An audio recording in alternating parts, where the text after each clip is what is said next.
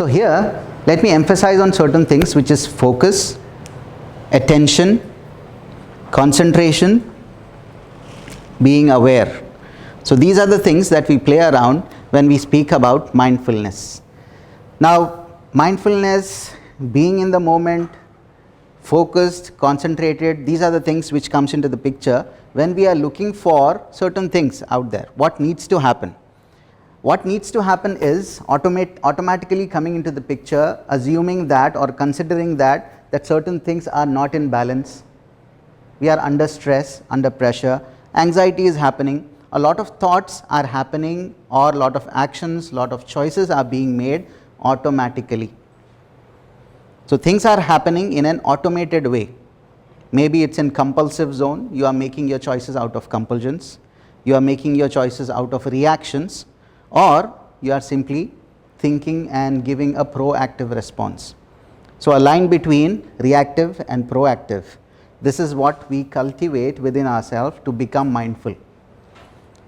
This word is mostly or most of the time confused with meditation. Actually, mindfulness itself is a tool to cultivate or to be meditative.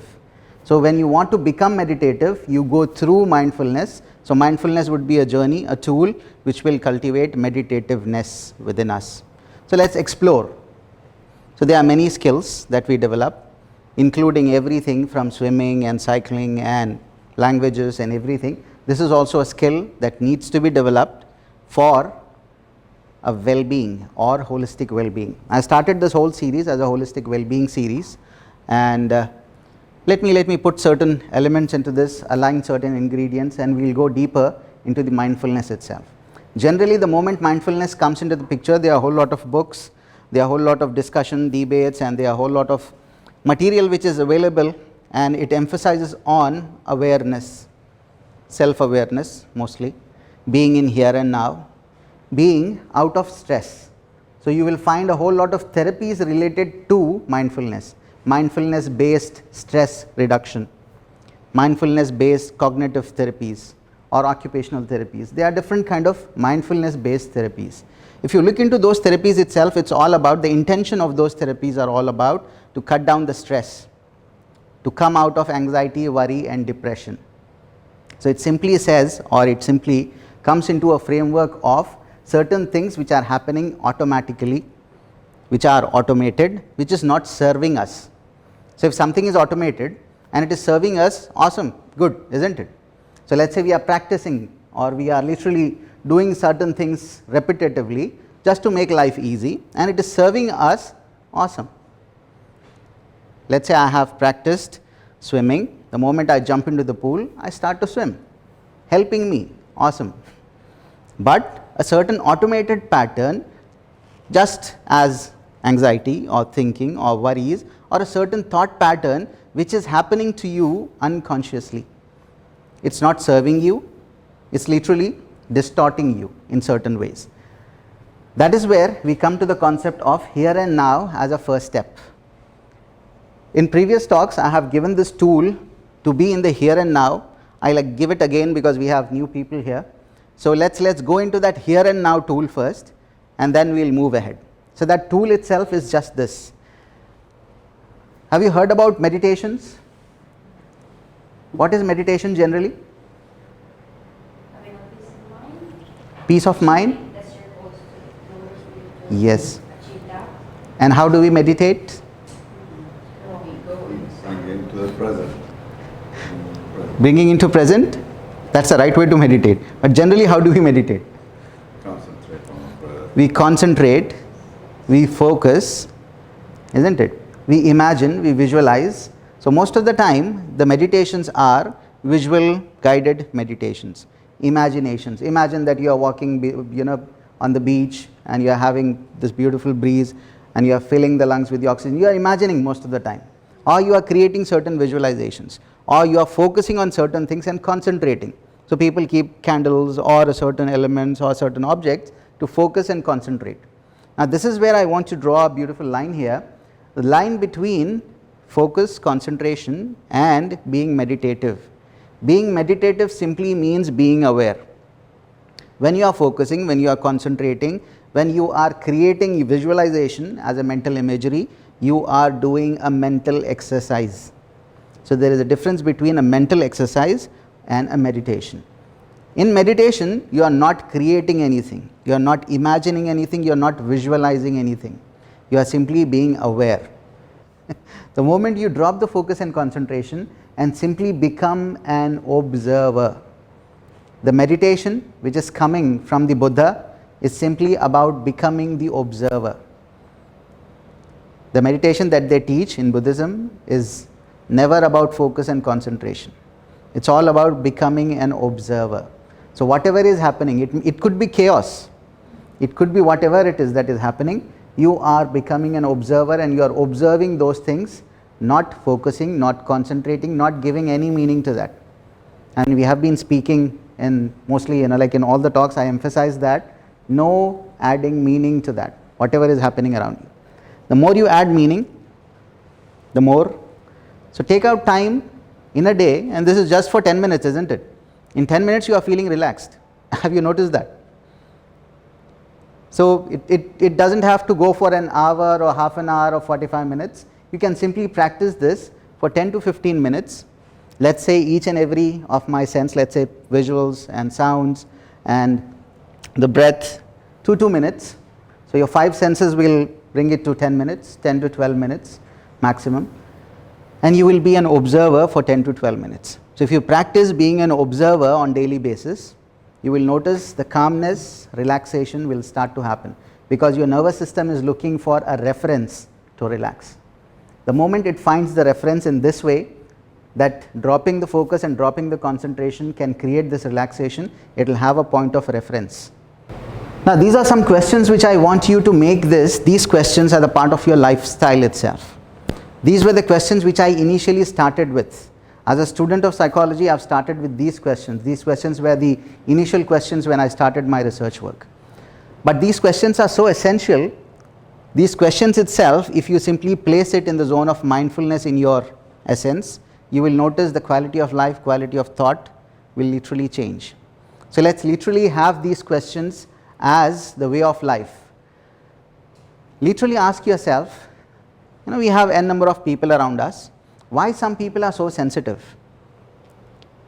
Why they are so vulnerable to certain things that happens around them, and why some people take it easily? Same things are happening around us, isn't it?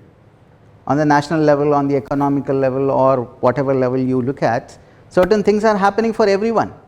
But some people take it in a different way. Some people simply are still enjoying. What is creating that? Literally always be mindful that how can I tap into that difference,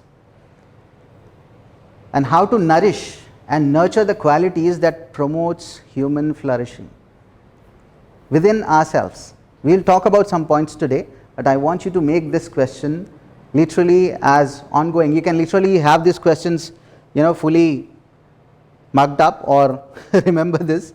Every day ask these questions to yourself and you will find answers in your surroundings, in your environment. And my questions were generally, can neuroscience, because I was a student of neuroscience, as we study depression, as we study anxiety, as we study anger and different behaviors, my question was, can we study kindness? Can we study compassion? And we understand anger, we understand fear, we understand insecurities, we understand anxiety, isn't it? We are very much aware of it because it impacts, it has the effect, it gives you the pain. So most of the majority of the people, most of the time, they are very much aware of what is painful. Have you ever literally observed the kindness? We are kind most of the time, isn't it? We do the acts of kindness, we love, we have compassion, we have children around us. But are we mindfully aware about the effects and impacts of those things? Yeah? So to be mindful is to simply be mindful in the zone of, how can I be more kind? How can I be more compassionate? The qualities that I have which are coming automatically are, I am becoming anxious, I am becoming depressed, I am becoming ABC, XYZ, all those mental health issues are coming up which I don't want. Anybody wants it? Consciously, do any one of us wants to be anxious? Consciously, do you want to be angry? Do you want to be sad? You want to be happy all the time, isn't it? You want to be loving and being loved and loving to others. The thing that is at the surface most of the time takes charge, and that is operating our hardware. If we simply identify this as a hardware or a software, what software is at operating mode is the question, and that software most of the time is either the kindness or the anxiety. Be mindful about that. Is our brain changing all the time? Is our nervous system, is our biology, is our chemistry, is each and every essence in the body changing all the time, or is it constant? What do you think? Changing, isn't it? All the time changing. This awareness of each and every cell in my body is changing will give you a reference, or the reference to the mind and the brain, that change is constant, and whatever it is today that is not serving me could be changed. The acknowledgement of change, or being mindful about each and everything changes, gives a reference to the mind that whatever doesn't help me, whatever doesn't serve me should change, possible to change. Transforming certain things within us. Transforming certain things within us simply starts with understanding or being aware of what my mind is, what my brain is, what my body is. So do you think that your mind is in the brain, in the body, or where is it? Where is your mind? The moment you hear the word mind, what comes to you? Brain. That's actually the heart. It's actually the heart. Okay. What else? What is the mind? For me, it's the head. It's the head. Okay. Any other opinions about the mind? It's the center of everything. Center of everything. This is where let's draw a line here, and let's separate the body and the brain as a physical essence. Let's say it's a hardware, and mind is something which runs your brain and the body both. So mind is the consciousness, it's a software, not just software, it's a firmware also, which operates on a bigger scale to simply control your mind and brain both. Sorry, body and the brain both. So body and brain are more physical in nature, and mind is the software that runs it. Mind is everything that is happening and that you have programmed not only in your cells but also in the electromagnetic field around you. So mind is what I am attracting, what I am repelling. Mind is how do I wake up every morning being fresh or being lethargic or tired. Mind is how am I receiving the messages as per the storage that I have within. Yep. So mind is a bigger picture. Mind is actually creating the outcome of body and brain both. What is mind? What is software? The reason is this. Because automatically or by default, these things are happening. And while these things are happening, your nervous system, your mind is not asking you before doing these things. It's happening.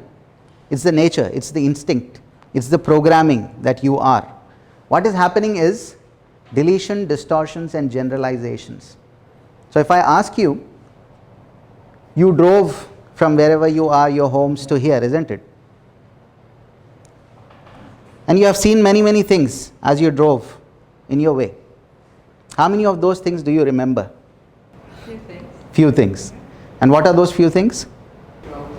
Buildings, roads, as in general. Anything that specifically caught your attention? Somebody parked in front of me. Somebody? On the highway, broke an accident. Yes. That stayed. You didn't forgot that. But you have seen much more than that, isn't it? Yeah. Not everything is registered. Most of the things have been deleted. Technically, your mind can simply capture 1,000,000 objects or elements as you are seeing, but it can register only 7 to 8 elements. In those 7 to 8 elements, only the elements that you associate yourself with. It is unique to you, it is important to you, you are angry towards it, you have compassion towards it, you have love towards it, or somehow you are associated with that. That will be registered, you will remember that. Otherwise, everything that you are not interested, not associated, the mind will automatically delete it. Not only just visuals, whatever you have heard, whatever you have felt, whatever doesn't associate will not be registered. That's why most of the things people keep on emphasizing, I told you this, you have seen this, but you don't remember. And you react as per your association to that. A lot of miscommunication happens because your mind automatically deletes a whole lot of information.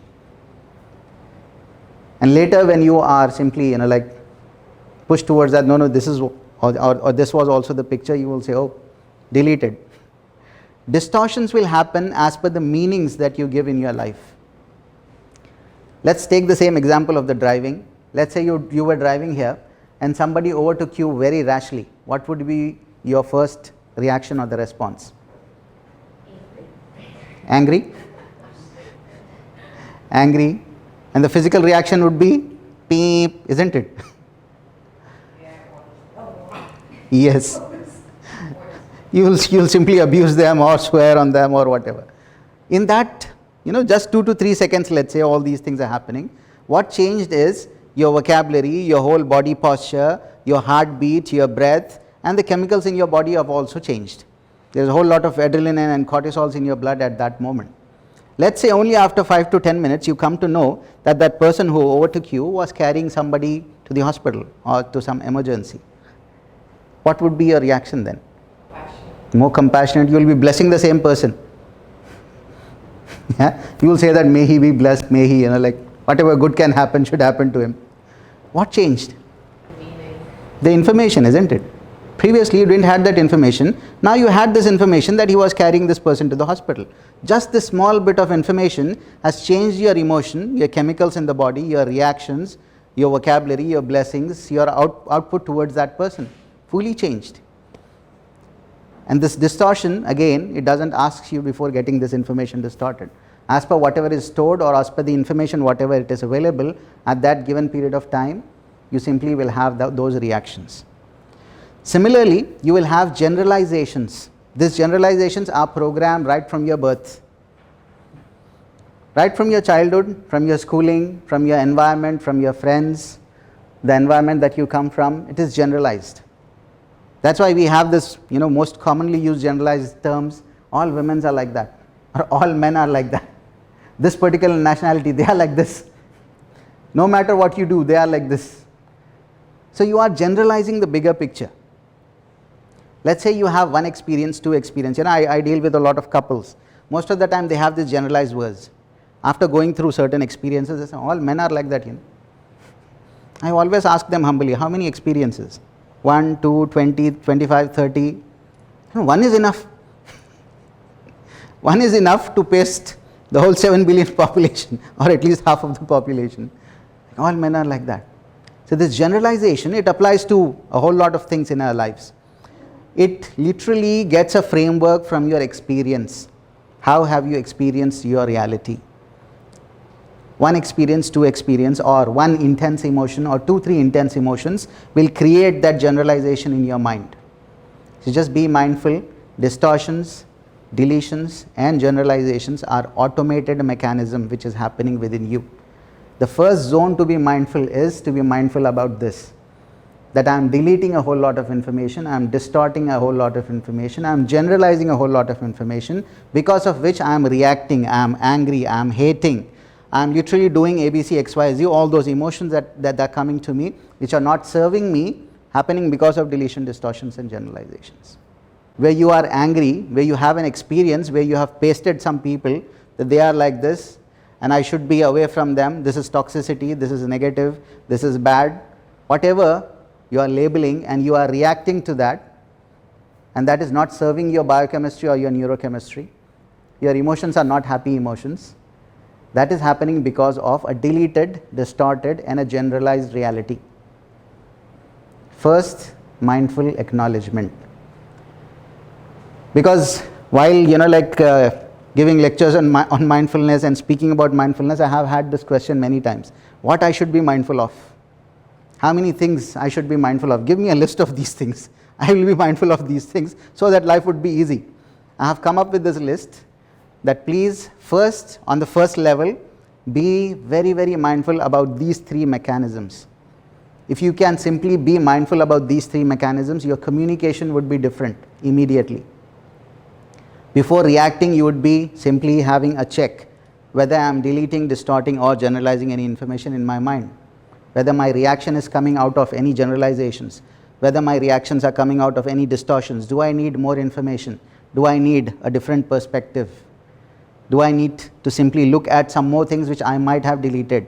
I might have deleted from my audio, I might have deleted from my visuals, I might have deleted from my feelings also. Behaviors, my decision choices, actions and outcomes are governed by my reactions, however I am reacting. So if I am reacting, all these things are getting affected, and what it is impacting? It is impacting my relationships. It is impacting literally my family life, my career, workplace, parenting specifically, and the journey of your growth, which literally impacts our surroundings, are all interrelated, are all connected. So if you are simply in the zone of automaticity or things happening automatically around you and you don't have the conscious control, it will simply drive you in wherever it can. So there are n number of possibilities mathematically and physically, those things will drive you. And at the end, somewhere you might wake up and you might say that this is miserable, because you were not driving the car, you are not driving the life. Situations are driving you, consequences are driving you. Whatever is happening around you, which is automated most of the time or majority of the time, that is driving the whole pattern, and sometime you will realize that life is misery. Let that realization be blessing to open your eyes and bring the whole dimension to the mindfulness, or being mindful or being mindfully aware of, okay, these are the things which are creating misery in me, let me go to the next level, or let me come out of that. A choice, a decision which you will make in a different way, whatever you were doing yesterday, today if you do something different, your tomorrow would be for sure a different tomorrow. Yeah? Okay, so these are the ingredients of automaticity. So whatever is not mindful, it is here. So if you are not mindfully there, if you are not mindfully observing, being aware, you are here in this zone. Let's do this check. The first thing is distractibility. So most of the time we are distracted. Let's ask ourselves and give a number on a scale of 1 to 10 how much distracted we are. And let's ask these questions. What are you doing right now? Check and try to simply give the answer to yourself mentally. So what we are looking for is a disease-free body and an issueless mind. This was the topic of my thesis when I started, and then it changed into something else and something else and something. So the framework is about this. And the ingredients, let's say if we are avoiding those things that we have just discussed, what we are installing is this. The first thing is awareness. Awareness of what I am attentive to at this given point of time. If you are having a fight or having a communication, or you are working, or you are in your kitchen, or you are doing the cleaning in the house, or whatever those things that you do on your daily basis, check where is your attention when you are doing those particular things. And very gently, if you are cooking, let's bring all the attention just to the bowl and the stove and to the spoons or the utensils, whatever you are there with. If you are cooking and your mind is somewhere else, what you have to do in your office, that is what will create the disturbance. And that is the framework of whatever diseases that we have in the body and whatever issues that we have in our mind. It's because at any given point of time, we are not there fully attentive. Our attention is somewhere. The second thing is more technical in nature. It is known as meta-awareness. And the real transformation is here. What your mind is doing at any given point of time. So this is not, like a 15 minutes meditation. This is not like half an hour or 1 hour meditation. This is mindfulness where I am aware of where my mind is. What is happening in my mind? When I am thinking about people, when I'm thinking about situations, whatever is generating my emotions, what is happening in my mind, what my mind is doing. So what your mind would be doing is, your mind would be busy calculating, generalizing, going back to the experience in your past and bringing references from your past. This is what your mind will be doing. So whenever you are having a conversation or a fight or whatever it is, check, is my mind in future or in past? Where is my mind? Are all those references, reactions coming from my past, or is it a worry of future? Is my survival at threat, or am I reacting, or am I compulsive, or am I simply being mindful? Yeah? So that is meta awareness, what my mind is doing at that given point of time.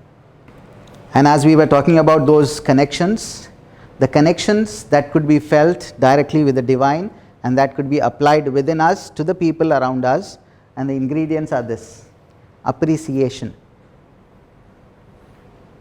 If you can simply focus on, let's say the next time that you feel like criticizing someone, check what are the elements to appreciate rather than finding the elements of criticizing.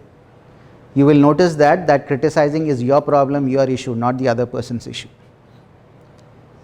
Find the zone of appreciation, what I can appreciate, and you will notice, believe me, I have seen this. When you appreciate, you will have more productivity, more positivity. The whole zone will change. You will be changing the whole vibration of the situation, the place that you are in. And that can come with cultivating kindness. So rather than that critical perspective, sarcasm, as we have discussed in the last talks also, have kindness. The more kindness you install, the more flow and ease you will find in life.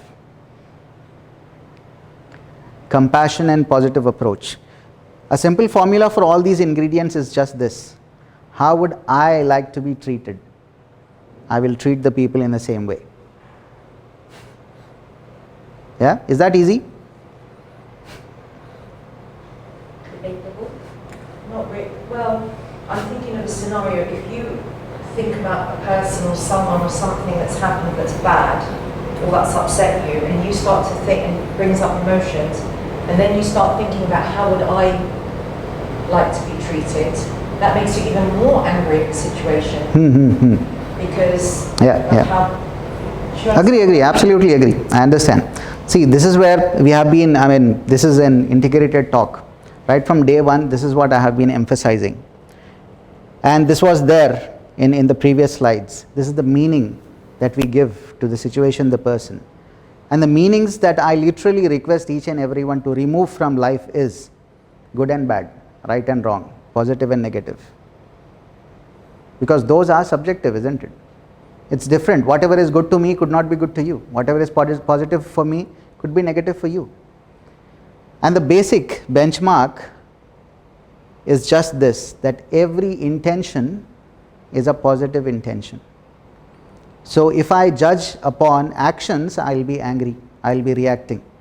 But if I literally try to find out the intention behind that, my behavior could be different. It's just a positive potential that we are tapping into, or looking at a positive possible potential that we can tap into, so to make our lives easy. It's not about the other person. Who is getting angry? Yeah? If I'm angry with some person, and if I want that person to suffer or die or go to hell, who is getting affected at that very moment? That person suffering or not, that's a different story. He may or he might not, as per the karmic system or the karmic laws, but at that very moment, the disturbance is here. I am disturbed at that point, isn't it? Practice forgiveness. I'll give you a much more simpler formula rather than forgiveness, because the moment the word forgiveness comes in, there are 2-3 complications there. The first thing is, sometimes somebody might not want to forgive. They're okay, I'll forget but not forgive. I'll forget about the event, but I'll keep on holding the grudges. The second scenario could be, I'll forgive you because I am a bigger person. I'll become big, That itself will inflate your ego and different identities. That is also not healthy.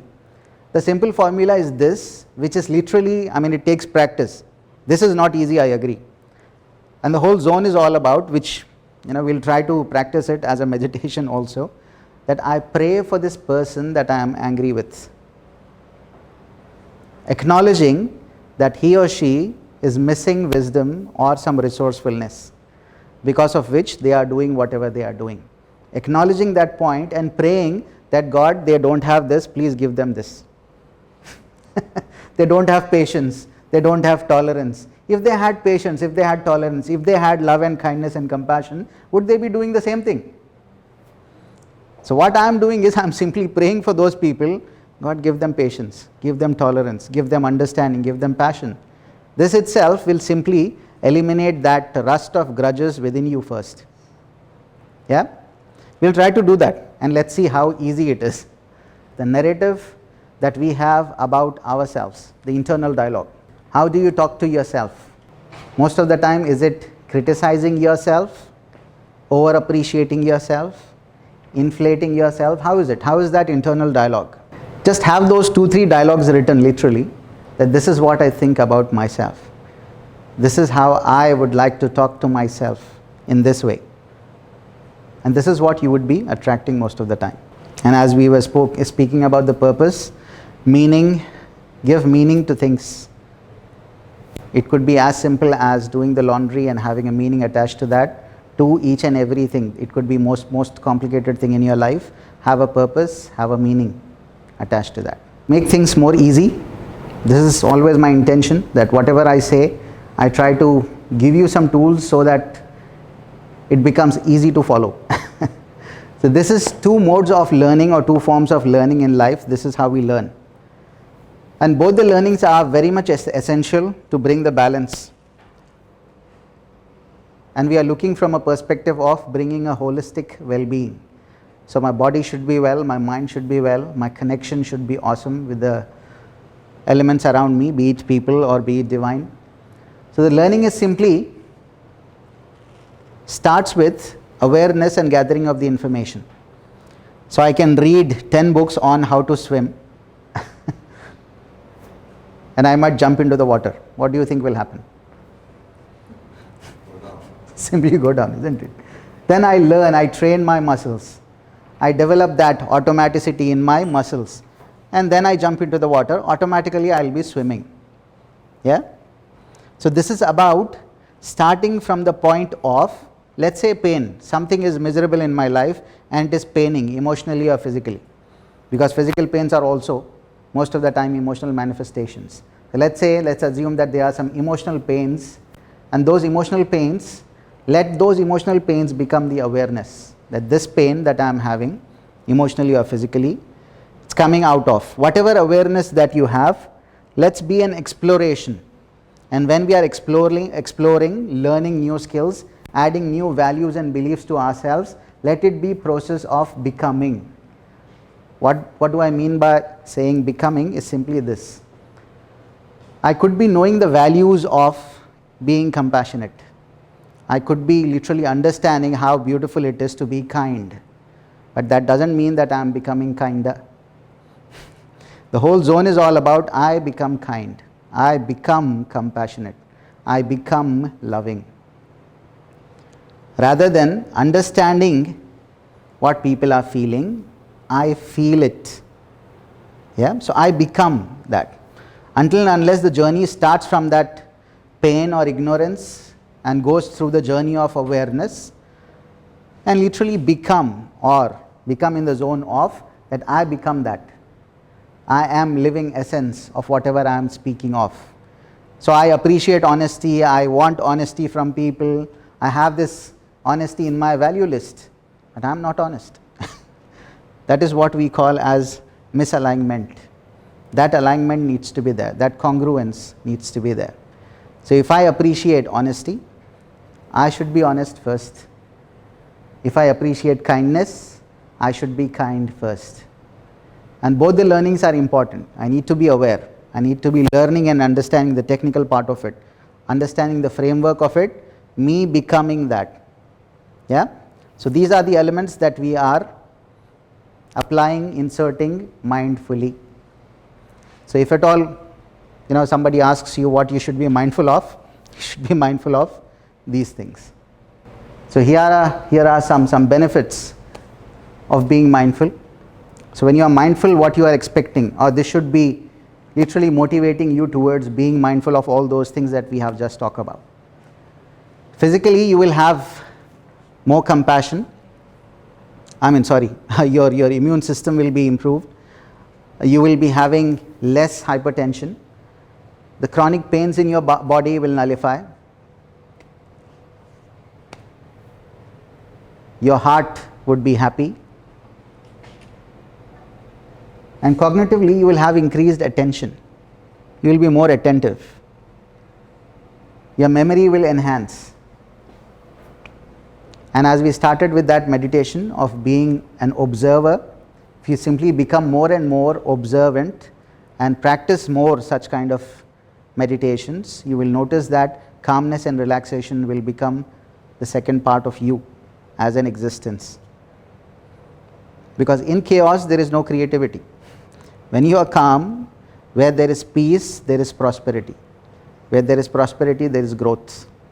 So without peace, relaxation and calmness, you cannot think about prosperity and growth.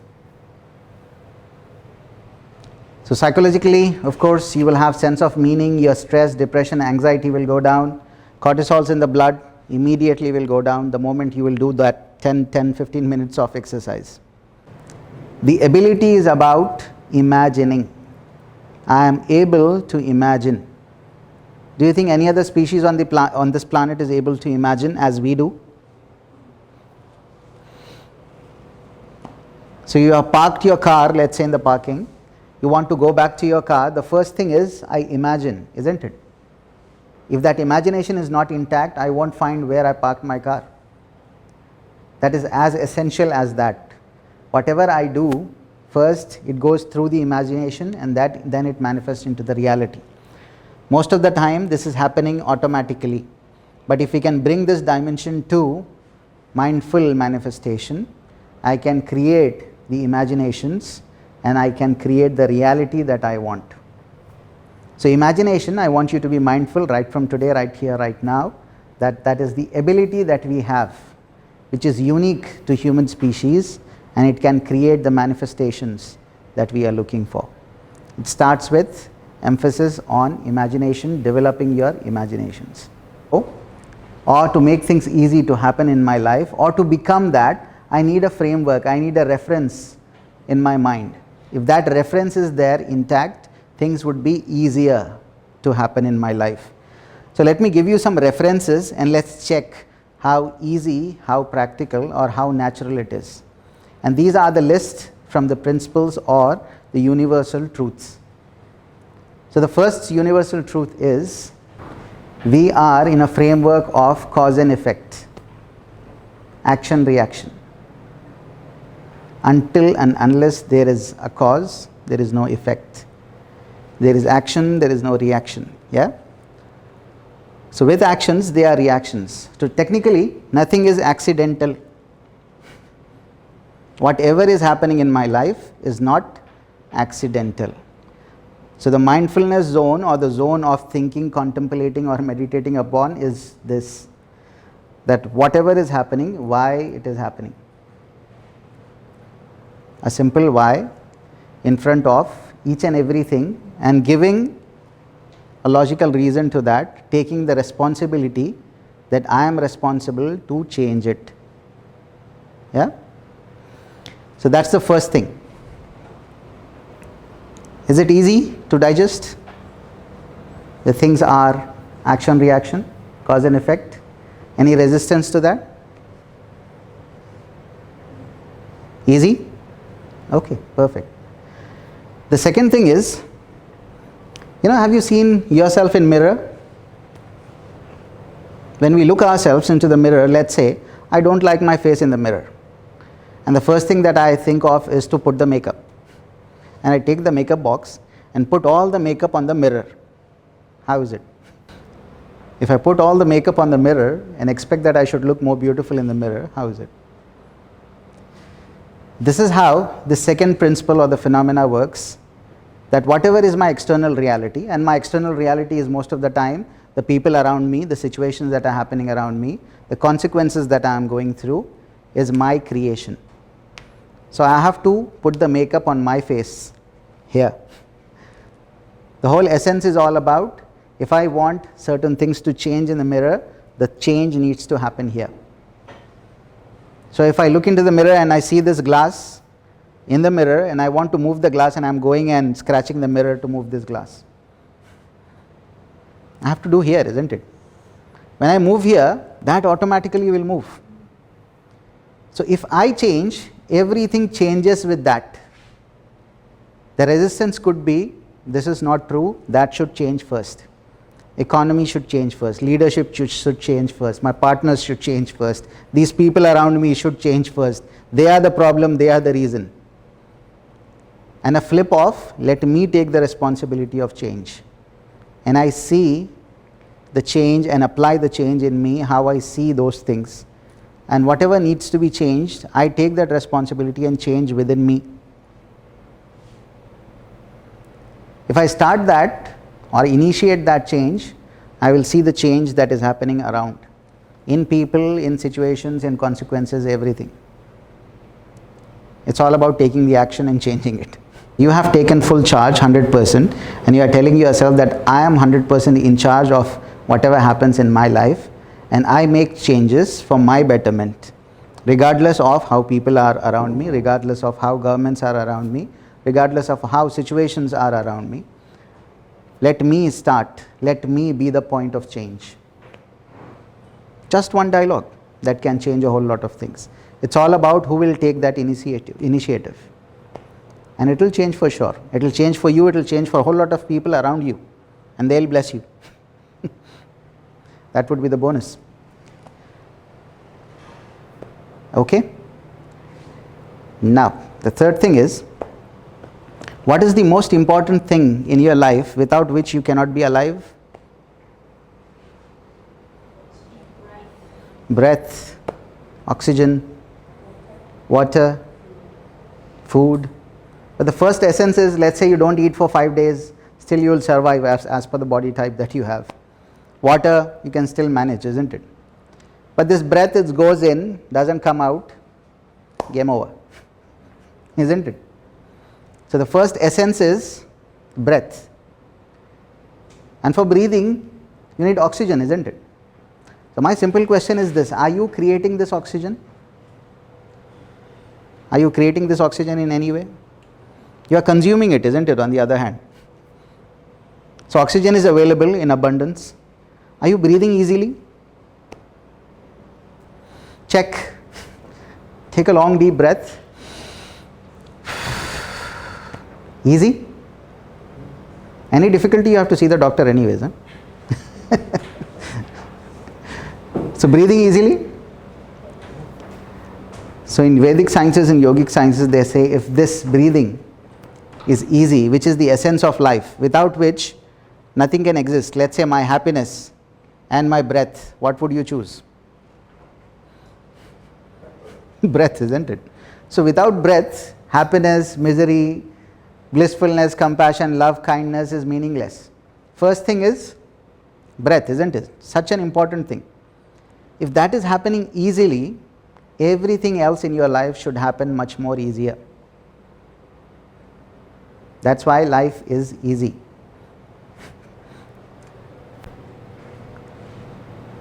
Yeah? Your mind just need a reference. What is easy? So that I make everything easy. And I am telling you the most important essence without which your happiness, your sadness, your miseries, nothing matters, is your breath that is happening easily. Universe has done a beautiful job to make things easy for you, and it has created a theme of ease around you. So our job is now to list down everything that tells us how life is not easy.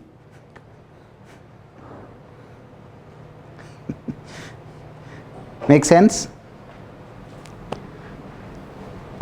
And to make it more easier, the resolution towards that could be Simply be aware and mindful of each and every stimuli that happens in your physical body. So let's say the moment somebody, something or something that is happening around me that is creating anger in me, simply be aware of the stimuli. Simply be aware of where this anger is vibrating in me. What parts of my body are getting hot or warm or palpitations are happening. Simply be there with the stimuli. Check what is getting stimulated and stay non-judgmental. Don't give meaning to that. The more meaning you add, you are simply fueling it more and more. So the moment you realize or you observe the stimuli or the sensation, switch off the judgment. The first thing, first step. And then be unbiased about that stimuli and do not exaggerate it. That's the simple formula.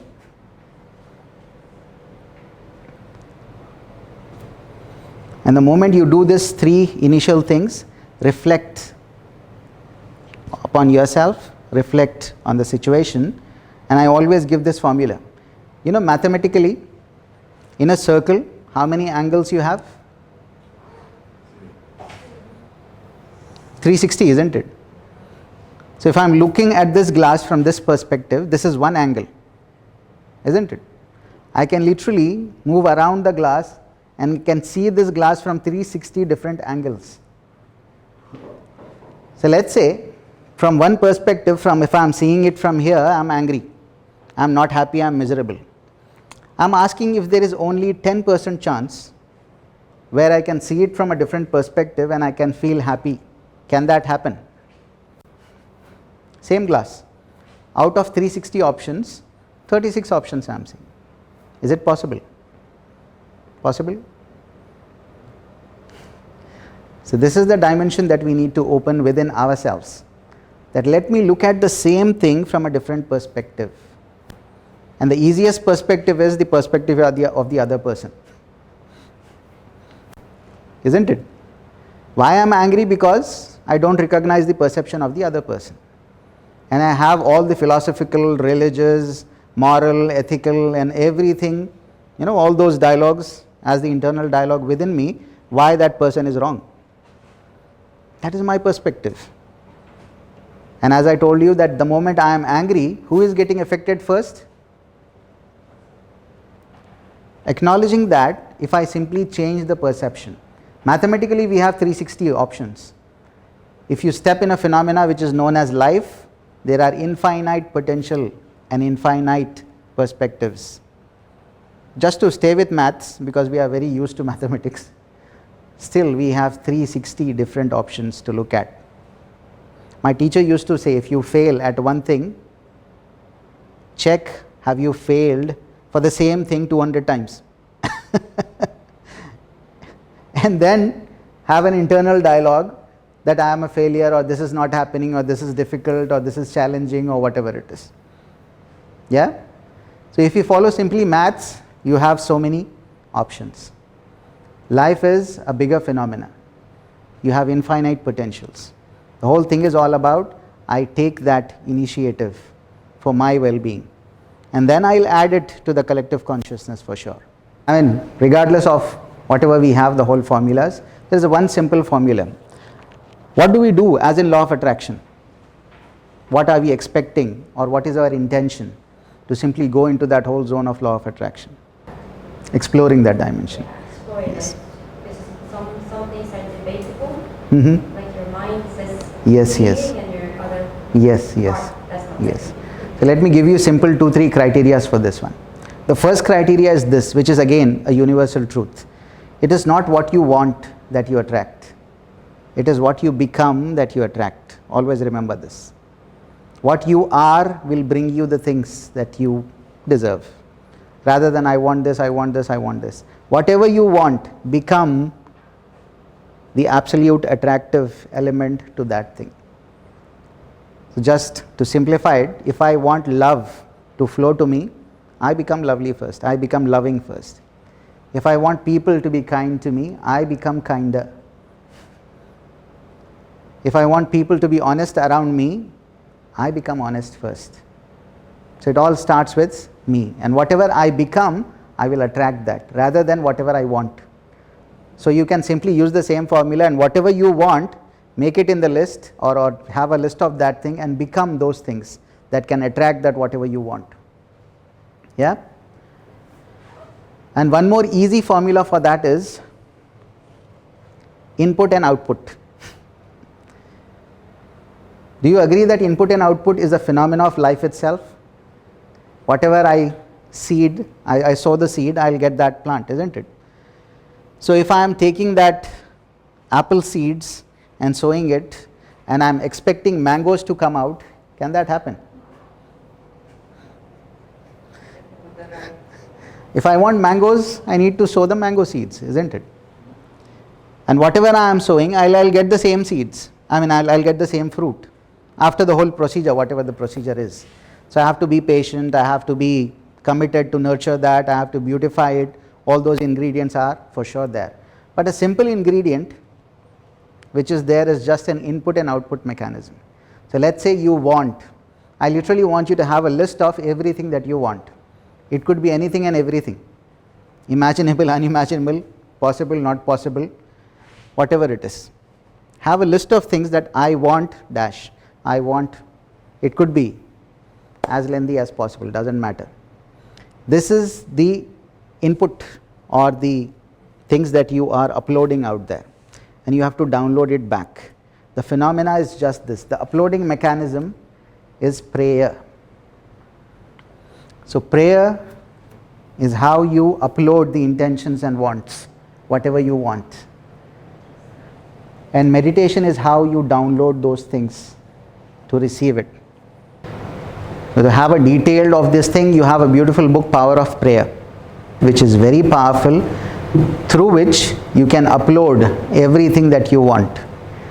And the same things that you have uploaded, please meditate upon the same things to receive it back. It's just the calibration and congruence of how you are uploading it. That I am able to pray. That's what I am thankful for. It's not about the other person at all. It's all about me. I am able to do this. I am able to hold this. I am able to let it go. I am able to pray. So it's my ability. It's all about me rather than the other person. The people who don't believe in prayers has to be emphasized and simply brought to the common framework of the belief itself is not the right thing.